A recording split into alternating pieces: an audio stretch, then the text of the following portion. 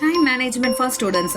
இன்னைக்கு time management for students அப்படின்னா ஸ்கூலுக்கு போயிட்டு வந்தோடனே நம்மளோட டைமை ப்ராப்பர் வேலை எப்படி யூஸ் பண்ணலாம், இதனால் எப்படி சக்ஸஸ்ஃபுல்லாக மாறலாங்கிறது தான் பார்க்க போகிறோம்.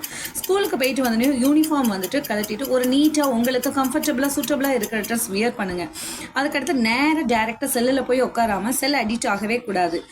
Outdoor games or indoor games, உங்களுக்கு எந்த கேம்ஸ் ப்ளே பண்ண பிடிக்குமோ ஒரு சேஃபான ஜோனில் உட்காந்துக்கிட்டு நீட்டாக ப்ளே பண்ண கற்றுக்குங்க. மேக்ஸிமம் சைக்கிளிங் கூட பண்ணலாம். ஸ்வெட்டிங் வர வரைக்கும் ஒரு ½ விளையாண்டுட்டு அதுக்கடுத்துட்டு நம்ம ஹேண்ட்ஸ், லெக்ஸ், ஃபேஸஸ் வாஷ் பண்ணிடுங்க. வாஷ் பண்ணிவிட்டு ஒரு சூட்டபிளான செட்டான காமான பிளேஸில் உட்காந்துட்டு மேக்ஸிமம் 1 ஹவருக்கு மேலே படிக்க முடியாது. ஸோ டஃப்பான சப்ஜெக்ட்ஸ் எல்லா சப்ஜெக்டும் டைம் அரேஞ்ச் பண்ணி படிக்க ஆரம்பிங்க.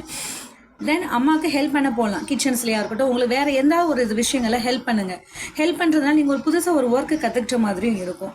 கண்டிப்பாக நைட் டின்னர் வந்துட்டு பேரண்ட்ஸோடு ஸ்பெண்ட் பண்ணுறது மாதிரி பார்த்துக்குங்க. ஏன்னா அன்றைக்கி டே டு டேயில் என்னென்ன நடந்ததுங்கிறத கான்வர்சேஷன் மூலயமா நம்ம ஒரு விஷயத்தை அம்மாக்கிட்டையும் ஃபாதர்கிட்டையும் ஷேர் பண்ண மாதிரியும் இருக்கும். அதுக்கு டின்னர் ஃபினிஷ் பண்ண உடனே நைட்டே உங்களோட புக்ஸ் பேக்ஸில் எல்லாம் அரேஞ்ச் பண்ணி வச்சுக்கோங்க. இது மார்னிங் ரீசன் சொல்கிறத அவாய்ட் பண்ணலாம். அப்புறம் இயர்லி மார்னிங் வெள்ளனை எந்திரிச்சிட்டு அன்றைக்கி உண்டான சப்ஜெக்ட்ஸு ஸ்டஃபான சப்ஜெக்ட் 1 டைம் ரிவைஸ் பண்ணுங்கள். இது ஈஸியாக மைண்டில் வந்துட்டு செட் ஆகும். அண்ட் ஃபைனல் ஒன் வந்துட்டு இம்பார்ட்டன்ட் ஒன், உங்களோட ஃபர்ஸ்ட் ஃப்ரெண்டு வந்துட்டு உங்கள் மம்மியாக தான் இருக்கணும். சரௌண்டிங்ஸ்லையும் அப்புறம் வேறு எங்கேயாவது நடந்த ஒரு பேடாக குட்டான விஷயங்களை அம்மா கிட்ட என்றைக்கும் மறைக்காமல் ஷேர் பண்ண கற்றுக்குங்க. இதனால் உங்கள் டைம் வந்துட்டு நீட்டாக ப்ராப்பர் வேலை யூஸ் பண்ண முடியும் சக்ஸஸ்ஃபுல்லாக. தேங்க்யூ.